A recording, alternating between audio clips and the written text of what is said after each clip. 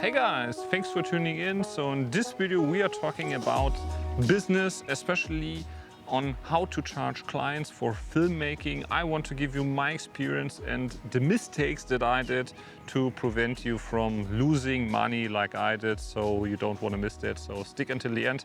Coming up. Hi guys, my name is Paul, I'm a German filmmaker, and this channel is all about filmmaking, gear reviews, but also DaVinci Resolve tutorials. If that's something that you're interested in, consider subscribe, I would really appreciate that. Thank you. So in this video we are talking about business, especially on how to charge clients. In the past, especially when I was starting out, I had no clue what I was doing and I always underrated myself and I was losing much money on the long end. So in this video I want to give you my advices from the past years and how did I get from like a solo operator or a one-man band from shooting for nobody like now on a regular basis shooting for clients like Adidas, Decathlon in the sports commercial industry. Yeah, so these are my advices. So usually when we are talking about charging your clients, you should always consider the three steps or the three stages every production is built off, and that's also the way how you should structure your offer, your proposal, and also your invoice. So that makes it really easy for you and also for the client. So the first stage is always the pre-production, right? So pre-production also includes like location scouting. Also, if you have to rent a specific location or that you go on this location beforehand and check how you're gonna arrange lights and all that stuff. So this is something that you also need to consider, and this is something that you also need to charge to your client, because pre-production is really important and is always underrated by many filmmakers. But I promise you, your final film is gonna be always as good as the pre-production that you did beforehand. So planning is really key, and therefore I always go to the location beforehand to check everything out.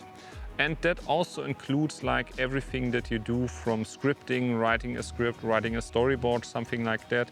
Also meeting with the clients multiple times to talk about the project and so on and so forth. So make sure that you have a specific day rate for these kinds of things. That's obviously different from something when you're working with the camera and something like that, but make sure that you also have a specific day rate for the kind of pre-production that you're doing, and that these costs are also be charged. So then we are moving to the second step, which is production. So the day or the days where you're actually shooting the project, and here you charge as well a day rate for yourself as a filmmaker. So that's always yourself and your experience and your knowledge that you're gonna bring on set. So that's one point. So I personally always charge per day $1,000, should be, because I'm in Germany and here it's euros, but should be something around $1,000 for 8 hours. And then I also charge additionally that equipment that I bring with me. So my various different cameras, lenses, and all that kind of stuff, I'm gonna charge an additional amount of 600 euros. So in total, if I come alone, it's gonna be 1,600 euros. But then also you need to consider if you need additional crew members, somebody for sound, for lighting, yeah, first AC, second AC, something like that.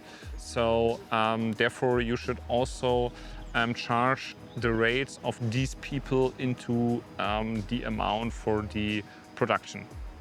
And also, for example, if you're renting out some equipment that you don't own, same case here, just put it on top of the production rate. So and then also the third step is post-production, and here you should also charge a day rate for editing. And here for myself I charge like 700 euros per day when I'm editing. And therefore you should also charge additional fee for something like backupping the footage, like that you keep the footage for the client, something like that, and also for a special licensing fee, right? If you want to, if the client says, yeah, he wants to promoted on TV, it's a different licensing fee as they do it for something like social media. So therefore also check beforehand what's the general purpose of the ad or what you're shooting, right? And that also leads me something what you should always be mentioned in the final contract. So also the raw footage, that you are the owner of the raw footage and the client doesn't always get the raw footage. The client can get the raw footage, but he needs to buy it from you, and that's usually very, very expensive. So usually make sure that the raw footage remains at you, and whenever the client comes to you, like a year later, you can charge additionally when they want to have a second edit or something like that. That way, you're gonna ensure that the client always have to come back to you. If you just give them the footage, they can do whatever you want, and it's not how you should do it. And then also you need to consider some expenses that you have as a filmmaker when you are getting on some project. So one is travel costs. If you're traveling to a different location, that one you need to charge. Then also if you're sleeping in a hotel, and also food, these three costs you should take into account, and you should also charge this to the clients, because otherwise you wouldn't have these costs if you just stay at home or something like that.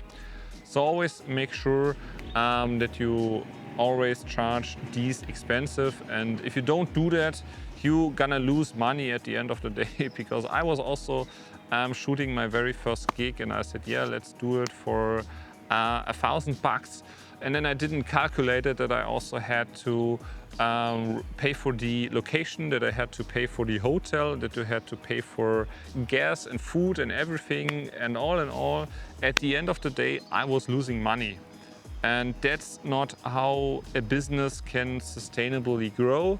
So therefore always keep in mind that you have to charge these three processes. So now we have talking about how everything is structured. Now I want to talk specifically about what you can actually charge and what your day rate should be. So that also depends. It very depends on your skill set, also your experience and something like that, and also sometimes on the equipment that you're using.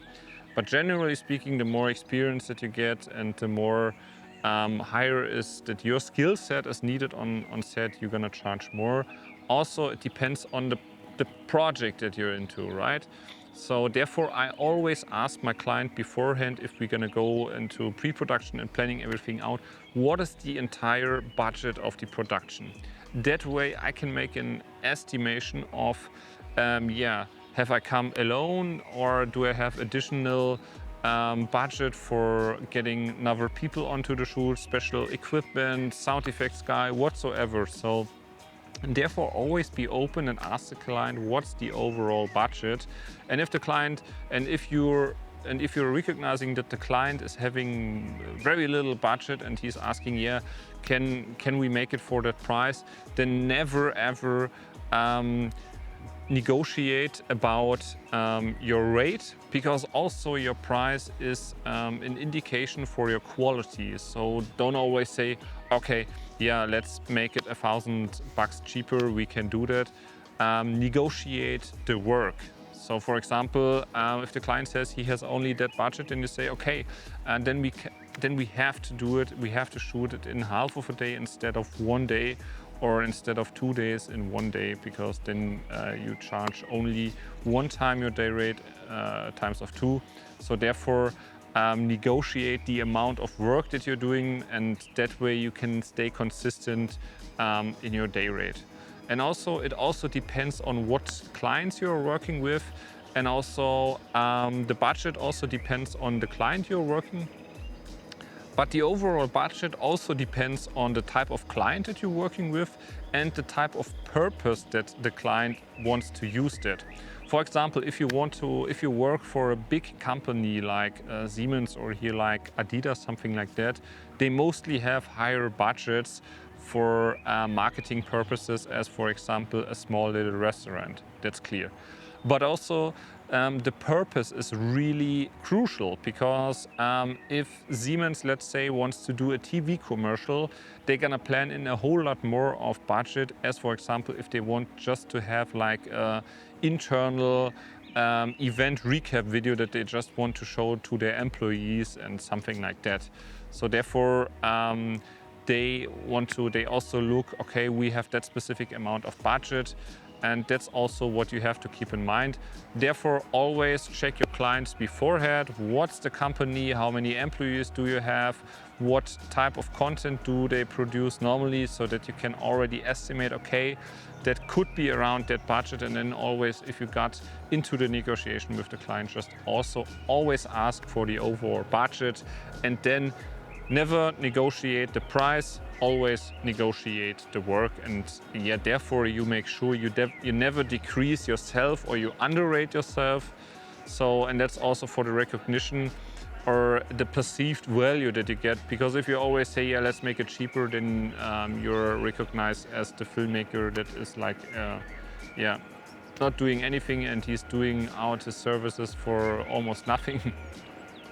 And then the client knows, oh yeah, when I don't have any budget, I call that guy, and you don't want to be that guy, I promise you.